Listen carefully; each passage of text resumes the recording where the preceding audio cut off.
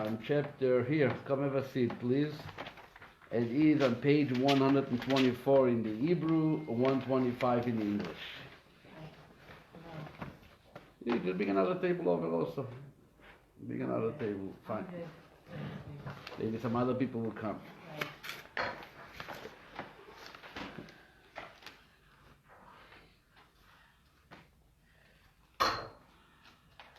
Yeah. So there are three portions in the Torah that we read the last 3 weeks. Lech Lecha, Vayera, Chayesora.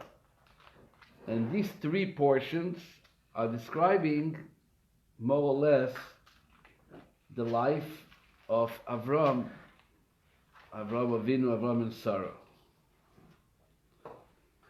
Then you also have later some portions in the Torah, like from Vayetze next week, all the way to the end of Bereshit, Vayetze, Vayishlach, Vayeshev, Miketz, Vayigash, Vayichi. All these portions are going to discuss and elaborate about the life of Yaakov. You're going to have Yaakov's life. Where can you find stories about Itzhak? It's only in this Parsha. Yitzchak gets one Parsha. Even though we read about, for example, the Akedas Itzhak, that Itzhak was brought in, offered on the Akedah in Parshas Vayera, but that story was more about Avram than about Itzhak. Hashem spoke to Avram, and Hashem tested Avram, and he told him, let me see who you are. And now Hashem says, Avram, now I know that you really love me. The story was more about Avram, not about Yitzhak. Last week, we spoke about Yitzhak getting married, but again, it's a long story, and it's all Shidduch, but it was more about Avram trying to find a Shidduch for Yitzhak. So it's again about Avram and Eliezer. I don't think it even mentions in the story of the Shidduch, it doesn't even mention Yitzchak's name. It doesn't even mention Yitzchak's name. And the Torah begins the story about finding the Shidduch. So it says that Avram called his servant, and he told him, take an oath, that you shouldn't take from my son, without a name, a girl from the Canaanites, go there, and all about, be careful, don't have my son go there, all about my son, and the servant gave an oath. What's his name? We know that he had a son, Yitzchak, but there's no story about Yitzchak. You come to this Parsha, Parsha Toldot, this is the only Parsha that we are going to actually discuss Yitzchak, but also not much. We're going to speak about, Esav. We're going to speak about Yaakov. We're going to speak about Rivka. There's going to be one story about Yitzchak, and this is probably the only story, and it makes it the central story about the life of Yitzchak in the entire Chumash, in the entire Torah. Matter of fact, Yitzchak lived a longer life than Avram, and a longer life than Yaakov. He lived longer than both of them. Yet, there is less stories about him than you have stories about Abraham and Jacob, about his father and about his son. Avram lived 175 years. Jacob lived 147 years. So Jacob lived 2 years more than Abraham. Yitzchak, the middle one, lived how long? You said it, 180. So Yitzchak lived 180 years, which is at least 30 plus years more than Avram and more than Yaakov, right? Sorry, 5 years more than Avram, and over 30 years more than Itzhak, than Yaakov, than his son. He lived 180 years, and yet there is no stories about Itzhak, but there is one story. So if they have one story, so we must deduct that what? That story brings out who Yitzhak was. And this is the best story about Yitzhak. Yet when you go in and you read the story, superficially you don't find anything special in that story which will bring out a message, a legacy of Yitzchak's life. What is the story that we have about Yitzhak? So this is being discussed in chapter 26. Chapter 26 in this week's Parsha. It starts on page 128 and it goes all the way to page 132. But it's really that only single chapter. Chapter 26. But I want to give you a little background to that chapter, to the story. Okay? I have a paper which describes the background to the story, so we know what we're dealing with. And obviously, if that's the only story, that, like I said before, it has to be like, whoa, what an amazing story. If you don't have anything else, this is the story. So let me give you some background. The background is going to be about a nation, the nation which is called Plishtim in our Chumash, and they're being translated as Palestinians. Philistines. I'm sorry, Philistines. Philistines. Palestinians is not nation. Philistines. Who are those Philistines? And what is the relationship between them and Itzhak and Abraham? So the way the story goes, when you read Chumash, and especially if you read in Tanakh, the Philistines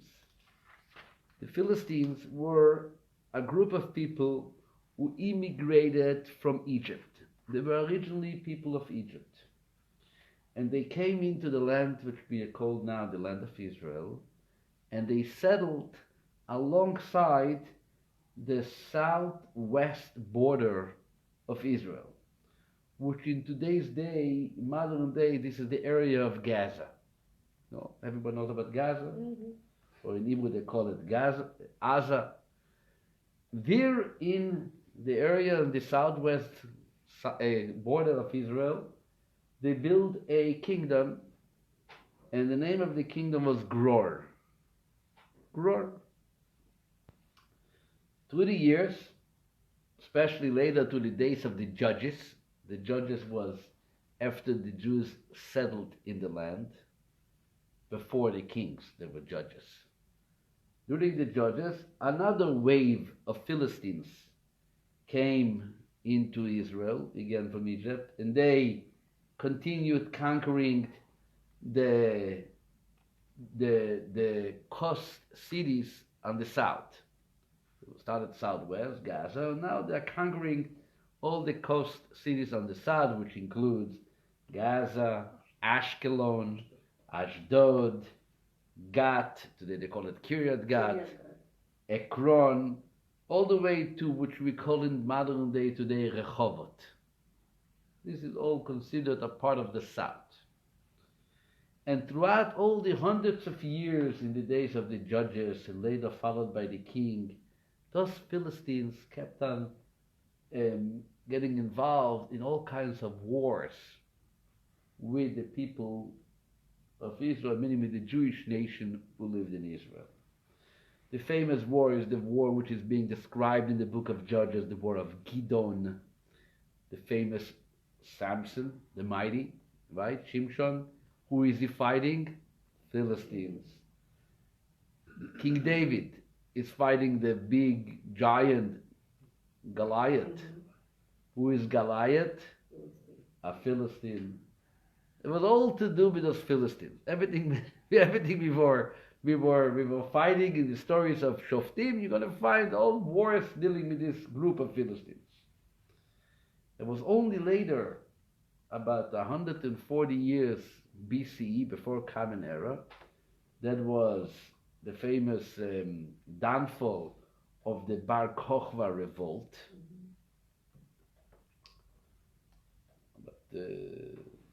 About 2000 and 150 years, yeah, a little over 2,000 years ago. So there was a famous king called Adrianus. Adrianus Caesar, he actually went, and after that revolt of Bar Kokhba, and he got so upset, he went and he erased, at least he tried, to erase the name, the land of Jehuda, what was the name of the area, and he actually named that Plishtim. He named that Philistines. And naming it after those Philistines who lived in that area. It's only 2,000 years later, which we know now, that the Arab people in the land of Israel adopted that name called Palestinians.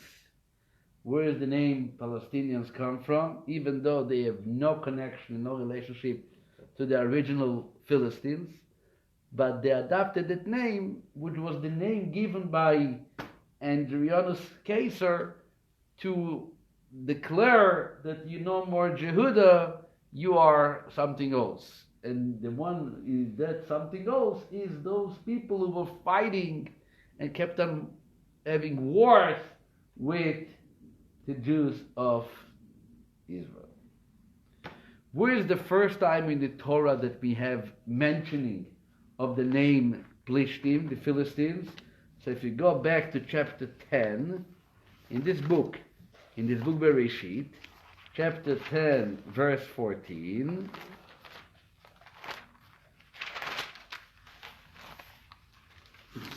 this is in the Parsha of Noah.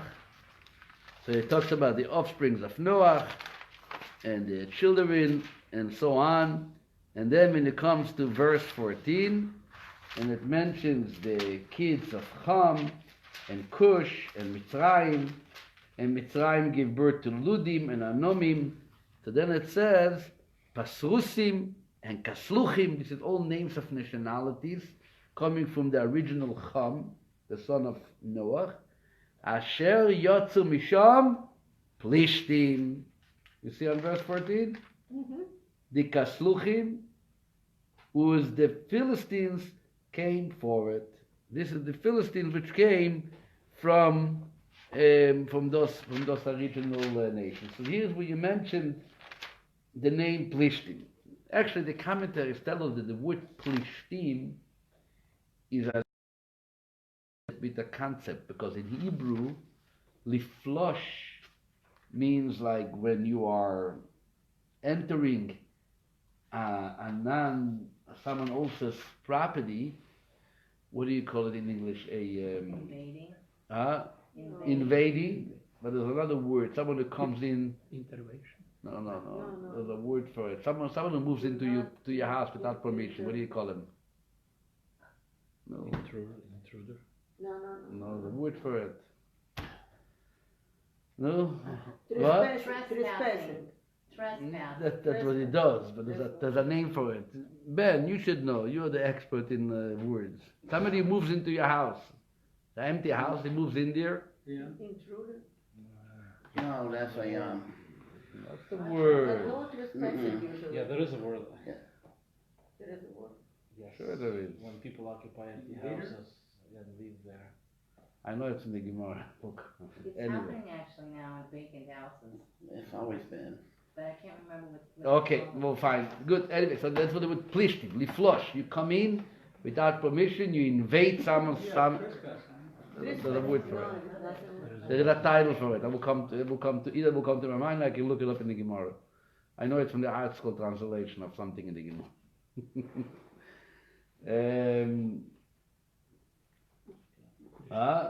It's fine. So they're called plishtim. Plishtim, and the name of the. So when did the current Palestinians get over there? In terms of, I mean, when They come all kinds of places. Some of them came 100 years ago. Some of them came 200 years ago. So how do they claim that it's supposed to be their land? This you have to ask the United Nations. It's called propaganda. Nobody knows. Even on the Song of the Sea, it says Chil Ochaz Yoishvei Ploshas. We say it every morning. the Jews left Egypt and they sing the song after crossing the sea, they say, and trembled.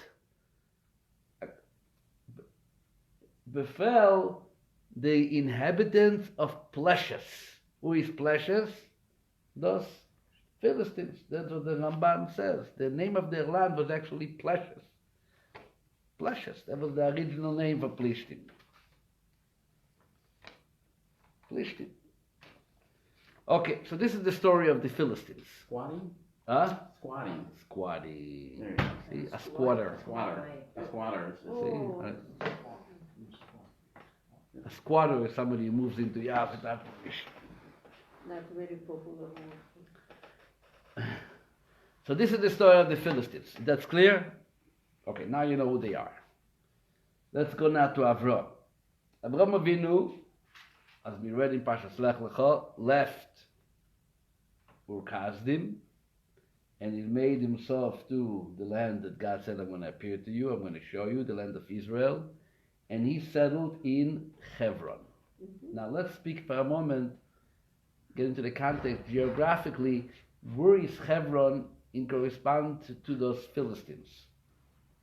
Hebron, good evening, Hebron is in the middle of the southern side of the land of Canaan.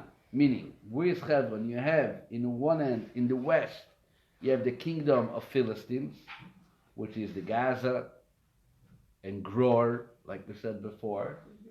And then on the east, you have the city of Sodom and Gomorrah, next to Jericho, which we learned about in just a couple of weeks ago. Avram is in between, okay? Hebron is in the middle of the southern side of Canaan, and for Avram, there was a very perfect geographical position to so-called conduct his business. Which business? Hospitality, hotel. He sits down at the side of the road, and there is where he lives, Hebron. Years go by, and like we read 2 weeks ago in Vayera, the cities of Sodom and Gomorrah, which is in the east, what happens to them? Completely destroyed, right? Fourfold. Completely destroyed, completely embellished. There's nothing remaining from Sodom and Gomorrah. God turned over the city, burned it down, nothing left. And at the same time, there's no travelers. If there's no east, so from the west to the east, nobody is, there's nowhere to travel. It's a desolated land. So Avram is now relocating from where he was originally positioned. He's relocating to where? To the west. Where is he moving in? To that kingdom of Philistines, which is in Gror. That's where he's coming. He lives there almost 30 years. And during those 30 years, he gave birth to his son, Itzhak. Itzhak was actually raised and born where? In Philistines, which is a part of the land of Israel, right? But now carrying the title, the kingdom of Philistines, Gror. Matter of fact, until Ishmael was chased out of the house, where was his home? They weren't born in Hebron. They were born where? Also in Philistines. It comes in this area in Gror. Avram starts a new business. What is his business? His business is digging wells. What does they call the company which digs underground? You know, the well diggers. They open a good company. They are digging under the surface of the land. You have to call certain number before you start digging. Somebody's not in a good mood today. Government, always.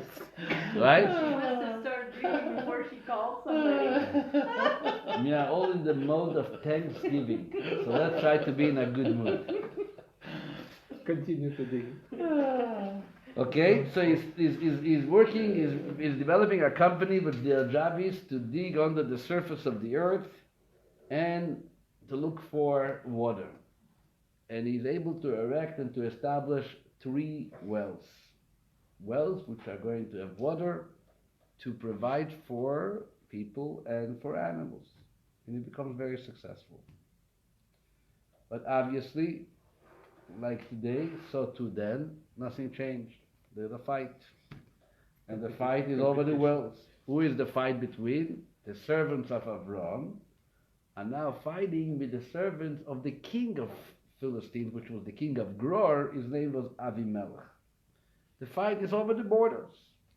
They claim that the wells were dug in their area. You know, the part of the land which belongs to them, and therefore it is theirs. Avram says, no, look, I made it in Beersheba. Beersheba is on this side of the border. So the question is, how do you consider the border? And this was the big fight. What does the people of king of Philistine do? They steal those wells. Avram doesn't give up. He goes and he turns with a complaint to Avimelech. Avimelech, what happens? He comes to him, and on verse 25 says, "V'yichiach Avram es Avimelech." Page 99, you have it in English. That Avram rebuked Avimelech, disputed with Avimelech, al oidois be'er hamayim, regarding the well of water, asher gozlu avde Avimelech, that the servants of Avimelech had stolen. They seized from him. So he went over to the king. He went and called the government, and he said, I complain. It's mine. What did Avimelech say? I'm sorry. Lo yadati. Lo yadati me also. I didn't know who did it. I don't know who did it. Avimelech really apologizes. And he never told me. And they establish a covenant, and he gets back those wells. This is what the verse says. When he gets back those wells, right? And what does Avram do? He calls the name Beersheba. As we're going to see in a moment, but that name is also connected to the wells. The commentaries tell us that when they made that covenant, the Radak, Rav David Kimchi, a famous classic commentator on Tanakh, he says that what happened was that when they made the covenant, which the Torah talks about the covenant made between Avram and Avimelech, Avram said Beersheba is nearby Plishtim. It's not by Plishtim. It's not a part of the Philistine country, and therefore it's mine. They went looking on the well, and he was granted permission that it's his. And for 26 years, Avram lives in that place called Gror, until he decides to leave and go back to Hebron. What do the Philistines do when they see Avram went back to Hebron? Now they decide, let's take revenge. They didn't forget that he got international, immunity, or they confirmed his ownership. They said no. They kept a grudge, waiting for the moment to do something to those wells. So now that Avram is going back to Hebron, even though he never gave up those wells, but he moved to Hebron. What do? Comes the Parsha, and this is what we learn in this week's Parsha. Open page 130, or page 131 in the English. Verse 15, what does it say? Ve'kol ha'be'eros, and all the wells, asher chofru avdei avi v'mei Avram aviv, that is servants of his father a dog in the days of Avram his father's well. Sitmum plishtim vayemalum ofer. Those Philistines went, and what did they do? They filled it up again. They filled it up with earth, so no water should be available in those wells.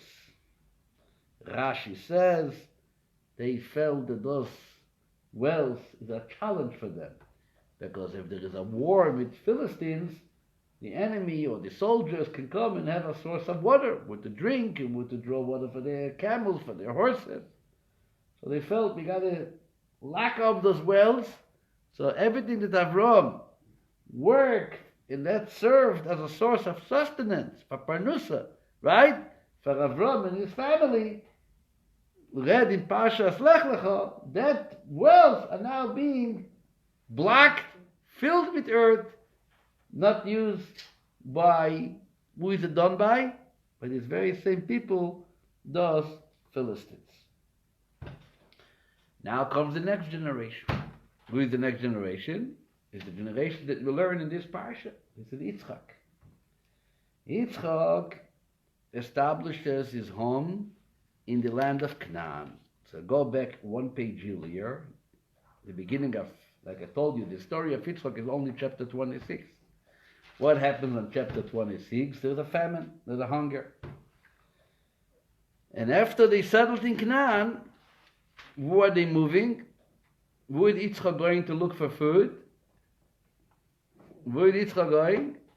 He's going to Avimelech, the same guy that his father used to live there. There's actually a family old business that is still owned by the family in the place called Gerar. There is wells and there is water. And Itzhak says, good idea. Let's go back. He tells his wife, you're leaving us, man. No, sorry, I'll be right back. I see you, not a problem. He tells his wife, Rivka, Rebbetzin, no food, no drink. Wait, remember, father used to have wells in Plishtim. He had a covenant with Avimelech, the king of Plishtim. Let's go back. And Hashem tells him, make sure you don't go to Egypt. Plishtim, okay, but no Egypt. Yitzchak was not allowed to leave the country. He has another story with his wife. And then comes Yitzhak. What does the Parsha say? It was a difficult year, a difficult land. So turn to verse 12. It says the verse, Vayizra Yitzchak ba'oretz hahi, va'imtza b'shana hahi, mea she'arim. Yitzchak sowed in that land, and in that year, and he reaped mea she'arim 100 times more than he was even imagining. Meaning he was blessed almost miraculously in his efforts to produce something in a difficult land. As Rashi says, what does it mean? Ba'oretz ha'i, b'shana ha'i, in this land, in that year, says Rashi, to tell you it was a difficult year and it was difficult land. The whole thing really did not make any sense for any success. Nevertheless, bracha, he was given the blessing. Mea she'arim. He put in a kernel of a seed of wheat, and instead of producing one stalk, 100 times as much. Gewaldig. And he has now a lot of cattle, and he becomes very wealthy. Verse 13 says, load it! Load it! What happens when you are so loaded? The Philistines are getting jealous. Opa! A new immigrant coming from Canaan, moved into our community. Look at him. He bought a little piece of land that nobody wanted to buy, and no one thought it's going to produce anything. Look at those Jews. Ooh, the conspiracy works. They are successful again.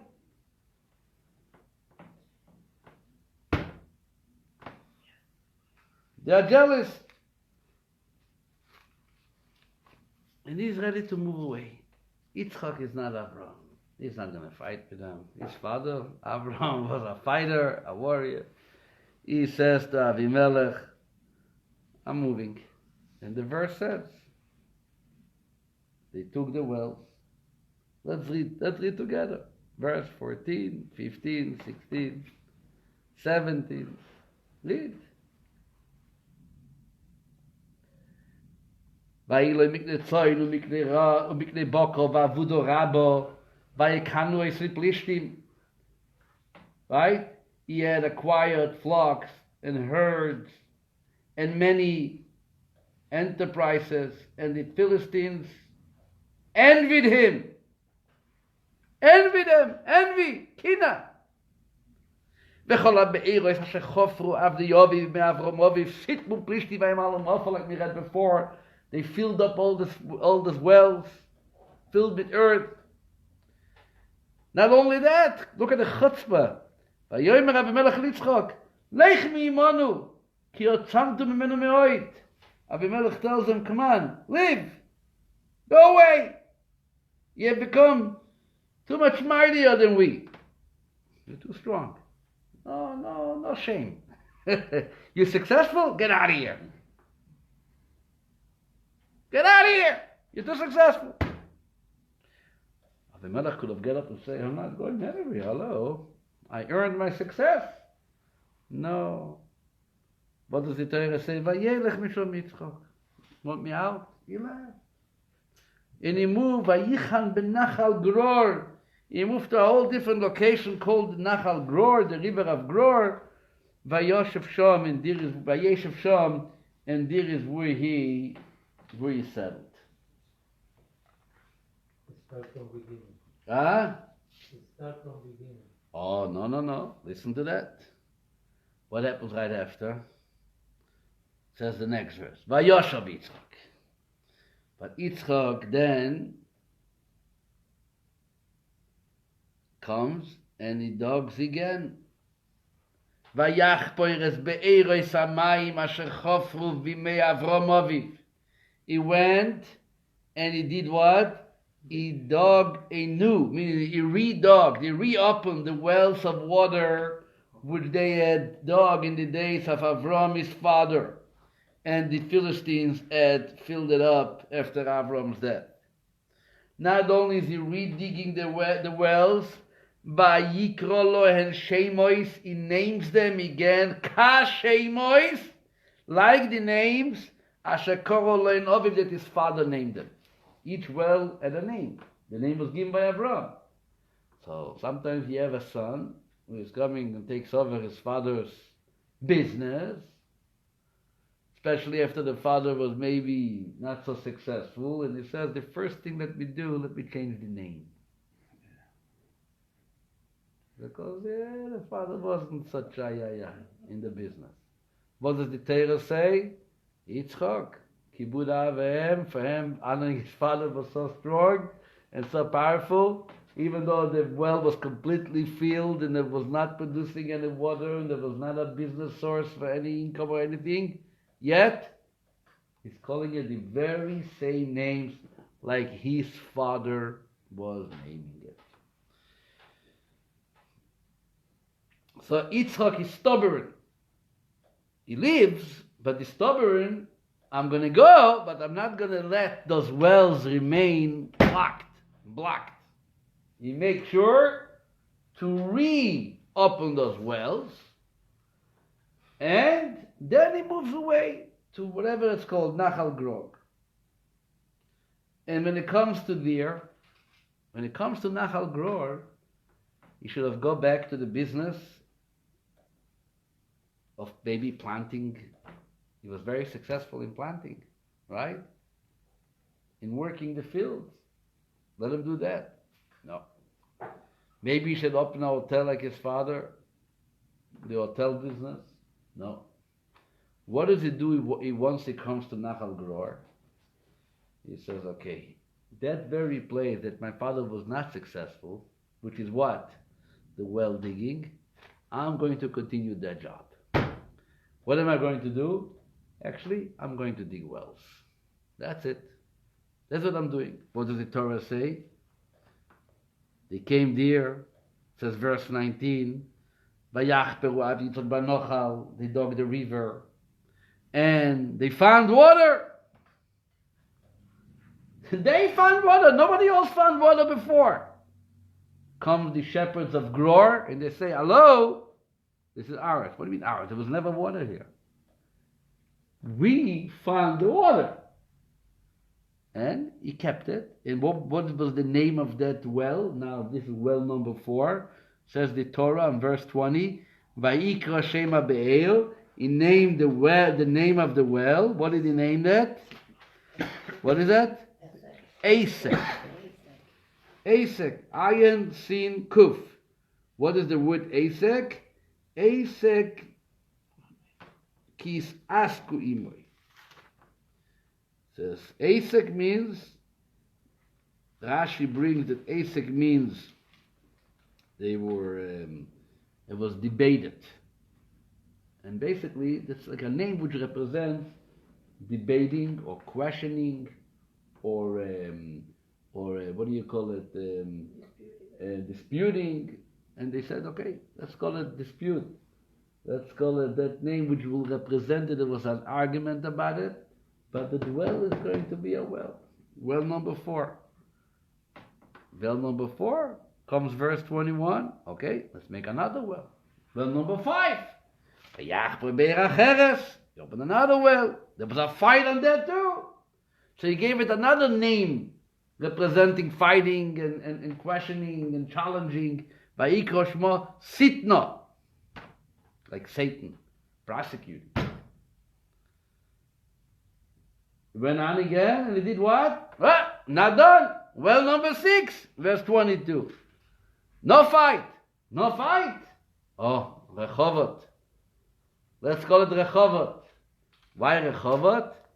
Because now he says, Ki hirchiv Hashem lanu, Hashem has granted us ample space. Rechovot means Rachav, an ample space. Now we are good. Now we are peaceful. No fights. Ki ato irchiv Hashem lanu porinu ba'oretz. We are fruitful in the land. Rechovot.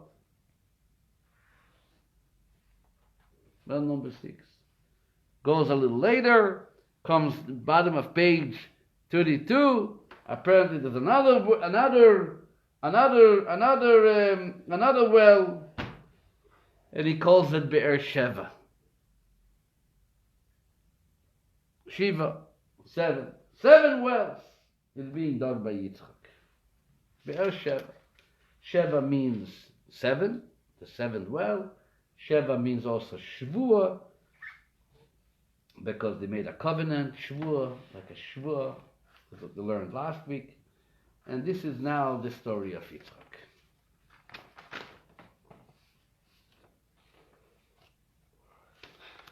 No, my dear friends, the story is now more or less clear, right? This is the story of Itzhak. Let's go back to the question that we had before.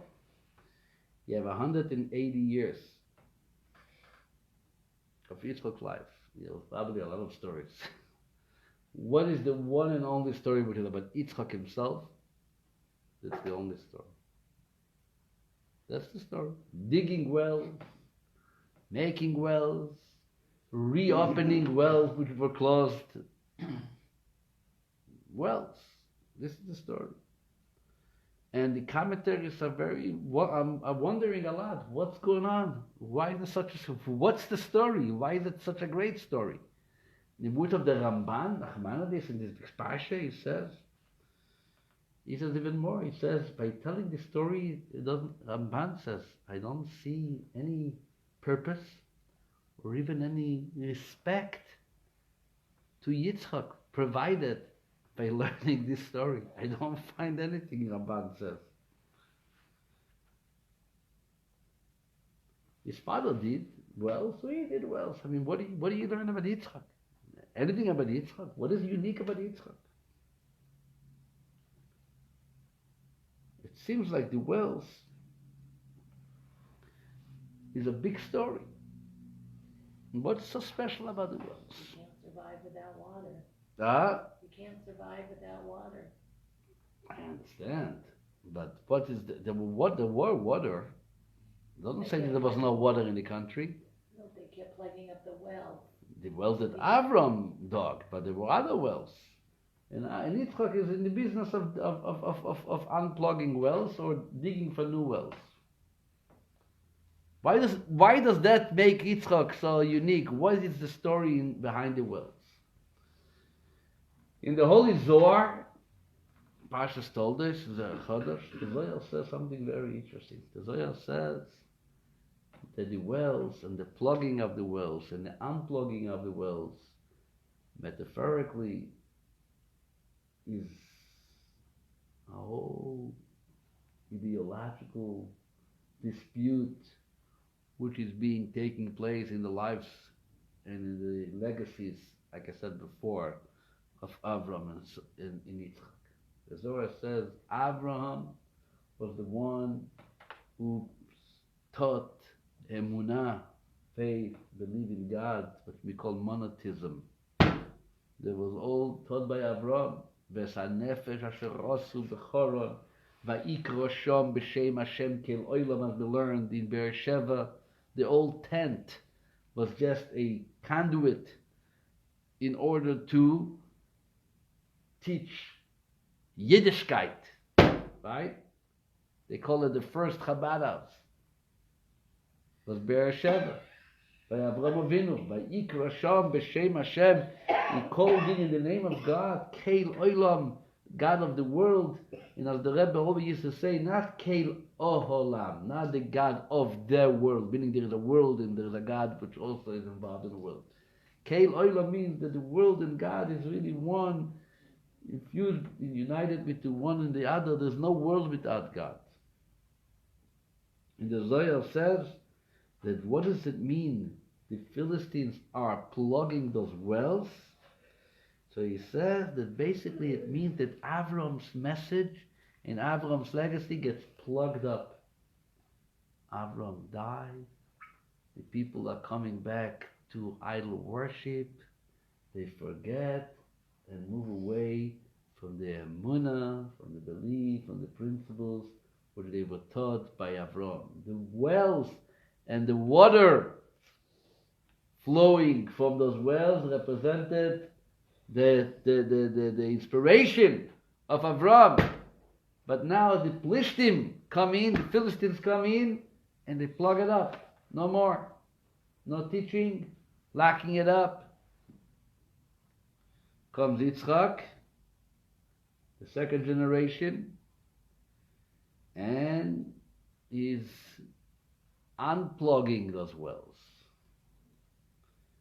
Says the Zohar, Kivun shebo Yitzchak v'shav v'chafar es ha'be'erei shel aviv.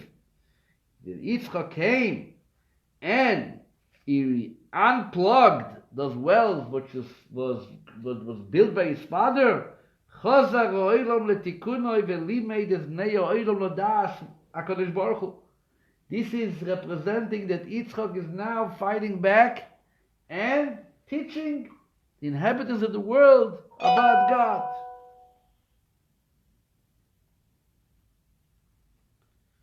Like Lee said, water, you can't live without water. Avram was a very creative mind. He knew that if you want to attract people, you have to give them something that they're going to have to come to you. What is our challenge here in America today? In all the programs, in all the programs, Sitin, this, Chabad, classes, you offer what? Food. Everybody has food. Games. We have games at home.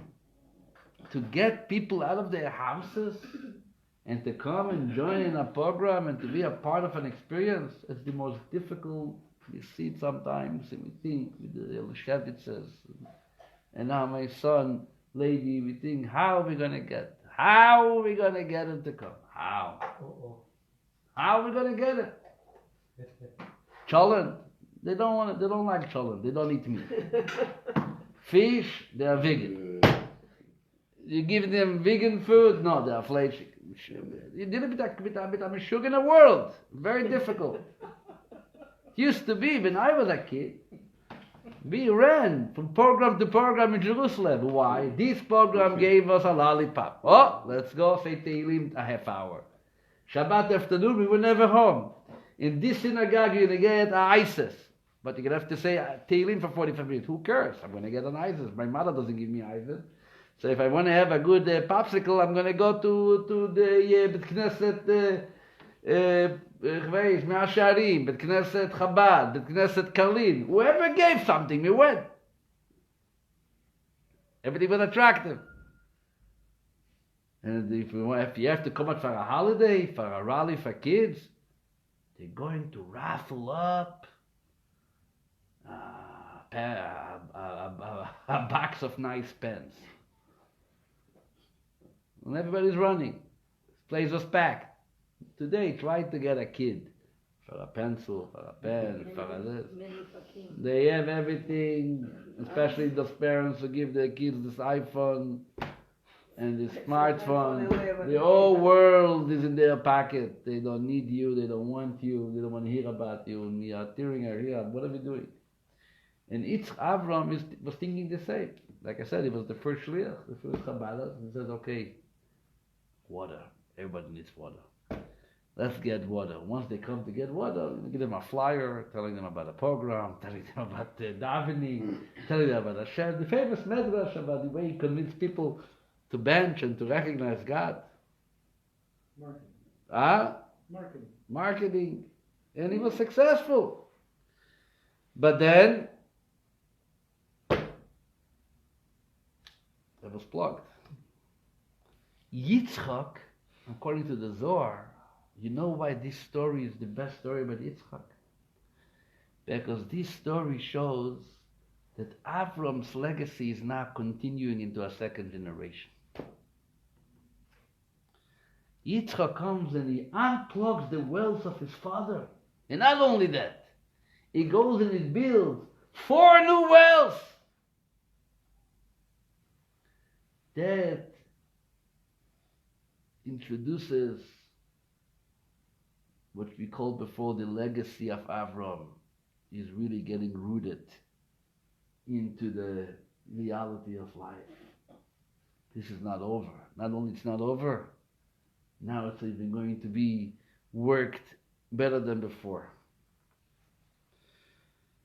The Ramban, like I said before, we cannot find any proper reason about the wells. He goes in and he says, listen, has to be some great story over here. So if you want to study the Ramban, it's a beautiful Ramban. I think in one year we spoke about it. He spoke about the 3 wells representing the 3 temples. First Beis HaMikdash, which was destroyed. The second Beis HaMikdash. And that's why the names also are challenging. Issac and Sitna. Rehovot, he says, is the 3rd Beis HaMikdash. Because that's where it's going to be expanded and large and no more issues. And he goes in and he discusses it in length. But I don't want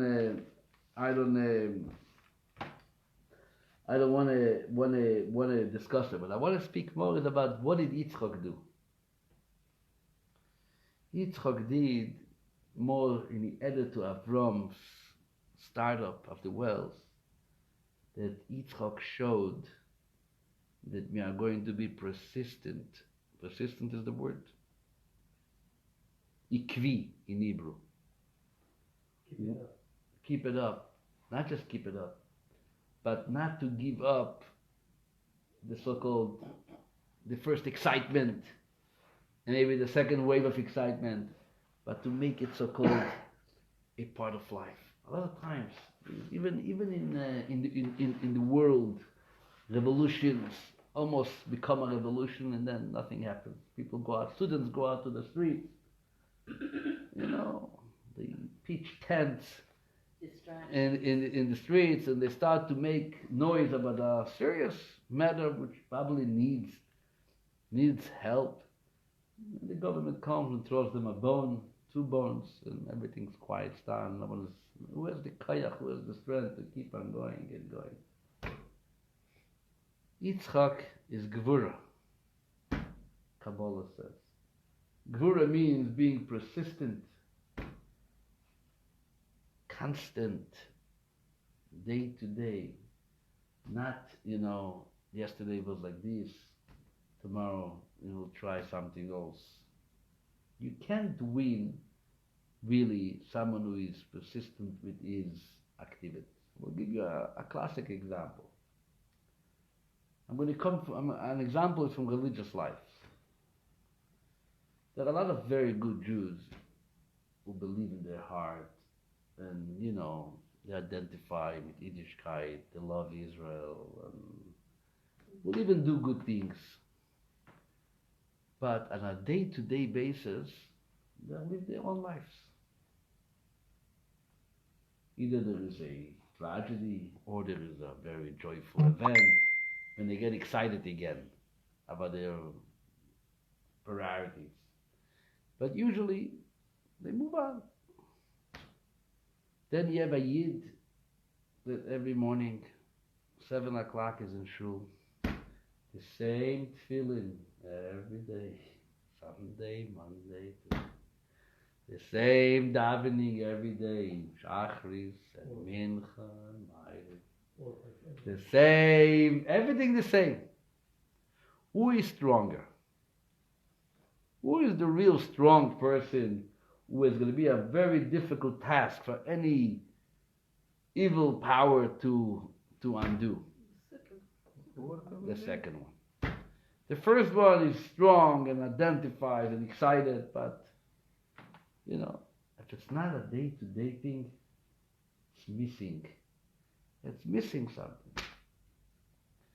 I had to today, the 29th of Cheshvan, was the yahrzeit of my mother's father, my Zayda. His name was Rabbi Menachem Groman. I remember him very well. He passed away after I moved to Seattle. But with Libas husband, they were two complete different personalities. Like, he was like a fireball, and he was the most quiet person that you ever imagined. Like my sister Lotobi, my wife's sister said that she came, the famous story, she came to visit my grandparents. And my grandparents' house had all kinds of interesting people, homeless and all these kind of people. And then she turns to my wife, and who is this guy? Who is this homeless guy sitting there with a book? So that's me. That's my Zayda. He sat in the end of the table. Oh, the house was like turning over. Literally, I mean it. Chaos. People speaking, two Meshuggahim fighting, telling my Baba, she is Meshuggah, he is Meshuggah. Each one is informing the other one is more Meshuggah than the other. And kids, obviously, grandkids, small little house. My Zayda said, with his medrash, whenever he wasn't in synagogue, he was sitting in the medrash, quiet, nothing. Every day, same, early morning, walking out to shul, coming back with the same talis bag under his arm, eating the same thing, going back. It's like almost, hello, where is life? But that was life. That was life. That was life. Life because he was alive. He was full of life.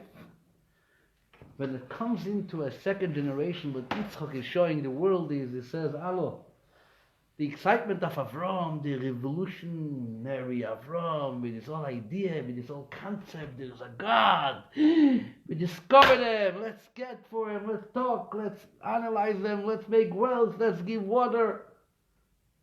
It's great. But then comes second generation. What's going to happen? And the Torah says in Kems, Allah, Va'ikolo in Shemos, how Itzhak comes and he calls them the same names that his father named them.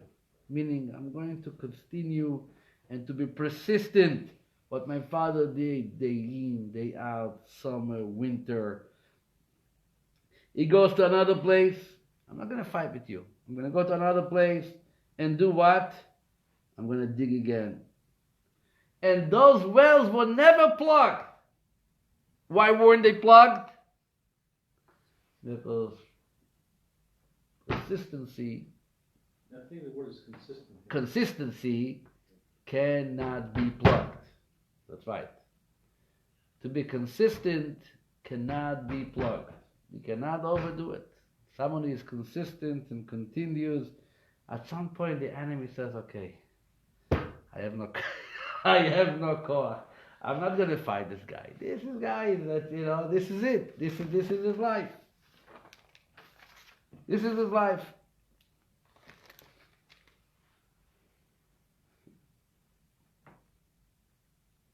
This is actually what the idea of halacha is.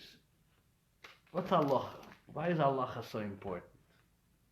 Why is the subject of halacha in Judaism so important? Halacha means that you put yourself in a framework.